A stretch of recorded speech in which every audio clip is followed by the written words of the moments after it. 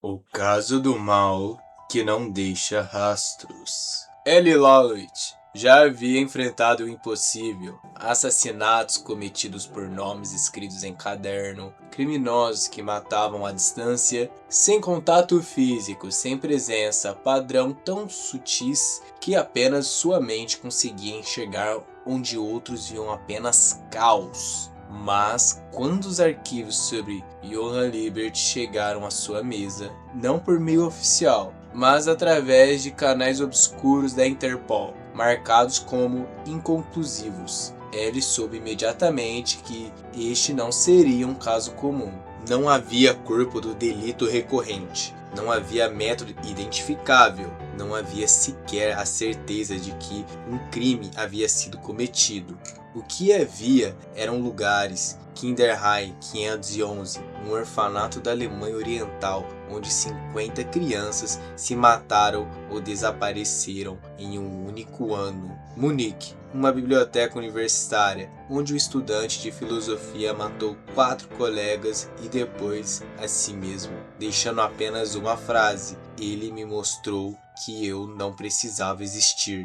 Heidelberg, um hospital psiquiátrico onde 3 médicos cometeram suicídio na mesma semana, todos usando o mesmo método, sem deixar cartas. E em cada um desses lugares, antes do colapso, uma testemunha mencionava a mesma coisa: um jovem loiro de olhos claros que conversava baixo e não parecia querer nada. Para a polícia comum, isso era coincidência. Para os investigadores locais, trauma coletivo. Para os psiquiatras, contágio social. Mas para ele, sentado em sua cadeira torta, cercado por telas e dossiês, mastigando um cubo de açúcar, aquilo tinha outro nome: intencionalidade difusa. Alguém estava matando sem tocar, influenciando sem coagir, destruindo sem deixar evidência de dolo. E isso ele sabia, era infinitamente mais perigoso do que qualquer Death Note, porque contra Kira ele lutava contra um deus falso que queria ser visto. Contra Johann Liebert ele lutaria contra alguém que desejava ser esquecido e ainda assim continuava matando.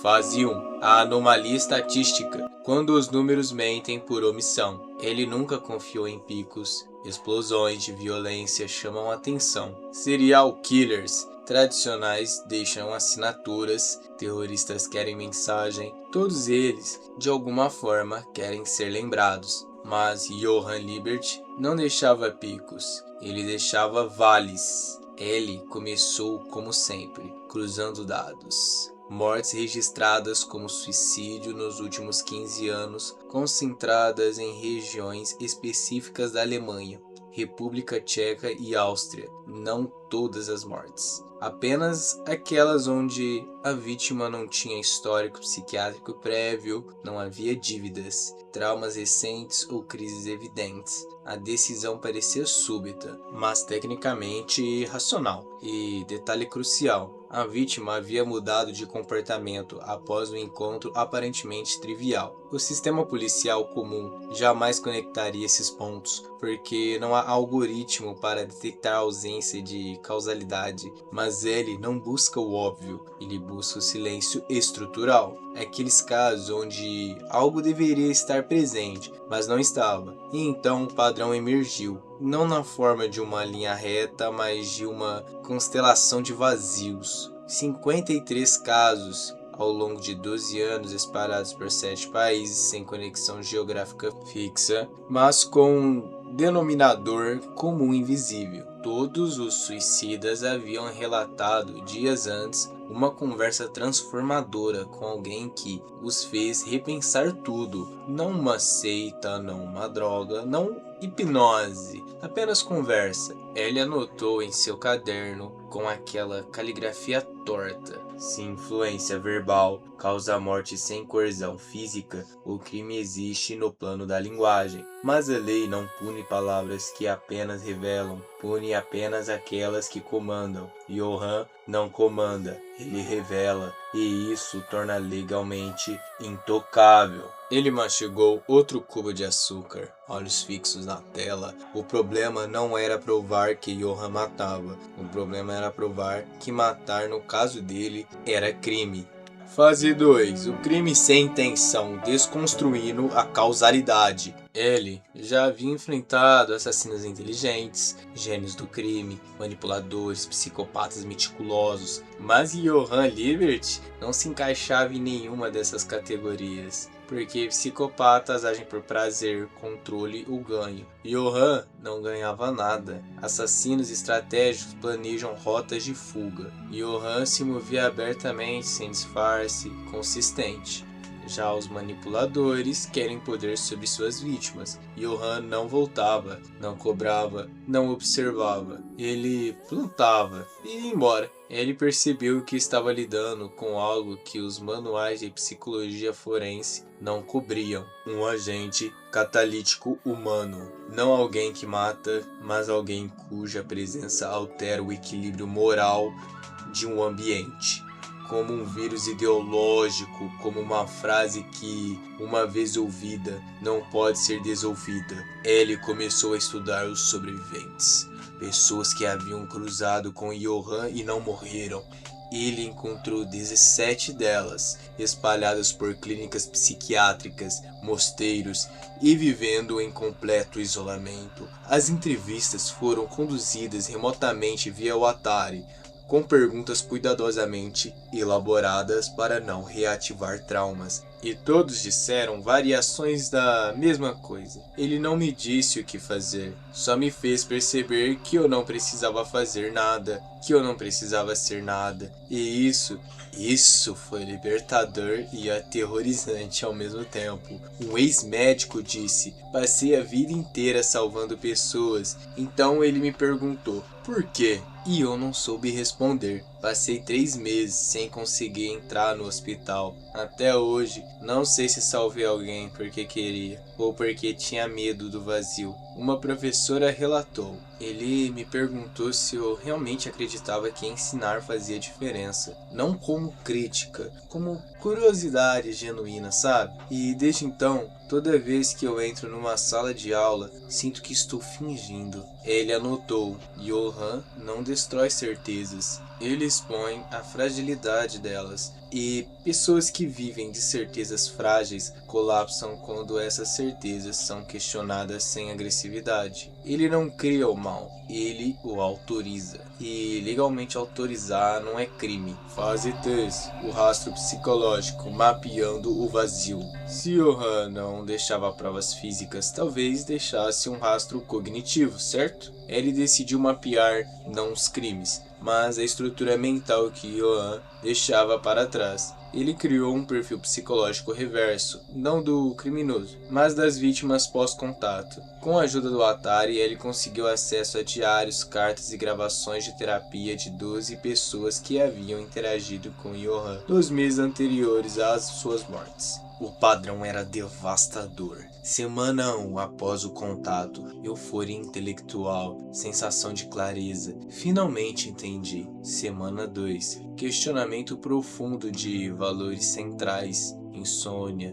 perda de rotina. Semana 3, isolamento voluntário, afastamento de entes queridos, eles não entenderiam. Semana 4, desconexão emocional total. Frases como nada disso importa aparecem repetidamente. Semana 5 ou 6, suicídio ou violência extrema seguido de suicídio. Ele notou algo perturbador. As vítimas não estavam em desespero, elas estavam em paz. Um dos diários dizia: não estou triste, só percebi que continuar é opcional e eu escolho não continuar. Sem raiva, sem medo, só cansaço de fingir que isso tem sentido. Outro: Johan me libertou, eu não preciso mais carregar o peso de ser alguém. Ele fechou os olhos, mastigou 3 cubos de açúcar seguidos e ditou lentamente: Johan não oferece morte como punição, ele oferece morte como dignidade, como escolha legítima. E isso é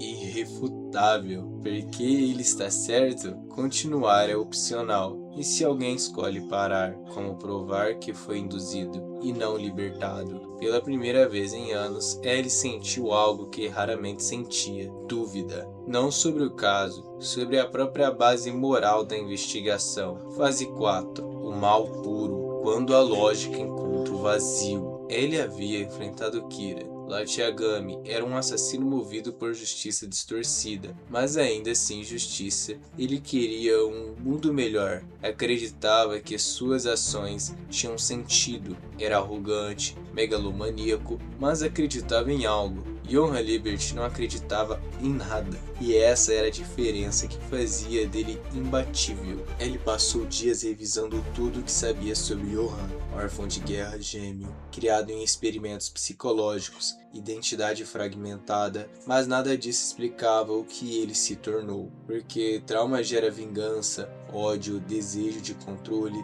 Johann não queria nada disso.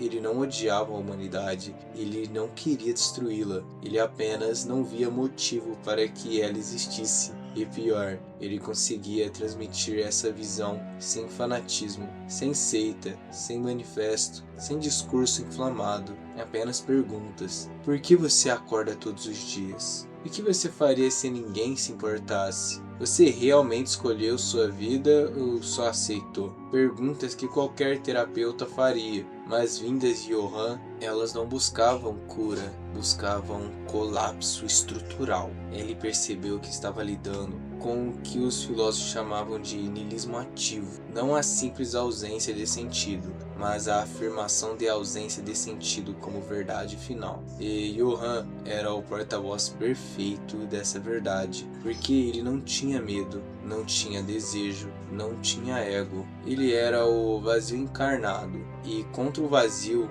ele sabia: a lógica não funciona, porque a lógica pressupõe que a verdade importa. E Johann questionava exatamente isso. Fase 5. O suicídio perfeito. O experimento final. Ele finalmente entendeu. Johann não estava fugindo. Ele estava se preparando para desaparecer, mas não como um criminoso comum que foge para sobreviver. Johann queria desaparecer como conceito, e para isso ele precisava de uma morte que não fosse dele. Ele cruzou os dados finais. Johann estava revisitando lugares da infância, hospitais, orfanatos, bibliotecas, locais ligados à identidade, memória e origem. Ele estava desconstruindo a própria existência, e o plano final, ele percebeu, era genial e aterrorizante. Johann queria que alguém o matasse, mas que essa pessoa acreditasse que foi decisão própria. Não um homicídio, não um suicídio assistido, mas um suicídio transferido. Ele seria morto, mas o assassino carregaria a escolha, e assim, mesmo morto, Johann continuaria existindo dentro de outra mente, como ideia, como dúvida, como possibilidade. Ele anotou com mãos trêmulas: ele quer ser esquecido, mas quer que esqueçam de algo que nunca poderá ser totalmente apagado, porque quem mata carrega a pergunta: fui eu que escolhi, ou fui eu que fui escolhido? E essa dúvida é eterna. Fase 6. O impasse. Quando vencer é perder. Ele sabia que não podia prender Johann. Não havia provas suficientes, não havia crime formalmente comprovável, e mesmo que houvesse, prender Johann seria alimentar exatamente o que ele queria: ser lembrado. Então ele considerou outra abordagem: exposição total,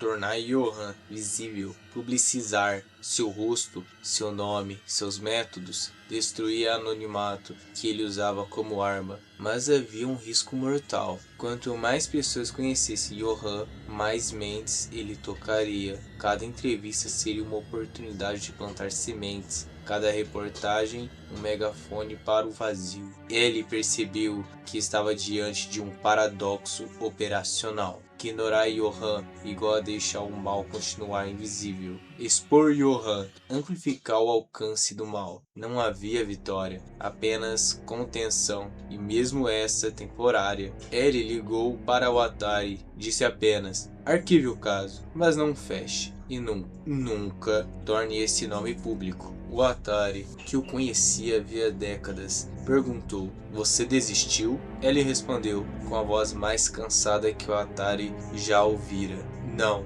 eu entendi. Existem males que não podem ser derrotados, apenas observados, e Johann Liebert é um deles, porque ele não quer vencer, ele quer provar que vencer não importa, e enquanto ele estiver vivo, ele está certo." Epílogo: O Espelho. Meses depois, ele recebeu uma carta, sem remetente, papel comum, caligrafia neutra. Dizia apenas: "Você entendeu. Isso te torna parecido comigo. Pense nisso." Ele queimou a carta, mas a frase ficou, porque pela primeira vez ele se perguntou: se Johann tivesse nascido com condições diferentes, ele poderia ter sido eu? E essa dúvida pequena e silenciosa foi a verdadeira vitória de Johann. Não destruir Ellie, mas fazer Ellie se questionar. E assim, mesmo sem encontro direto, mesmo sem confronto final, Johann Liebert havia tocado a única mente no mundo que poderia entendê-lo. E isso para Johann era mais do que o suficiente.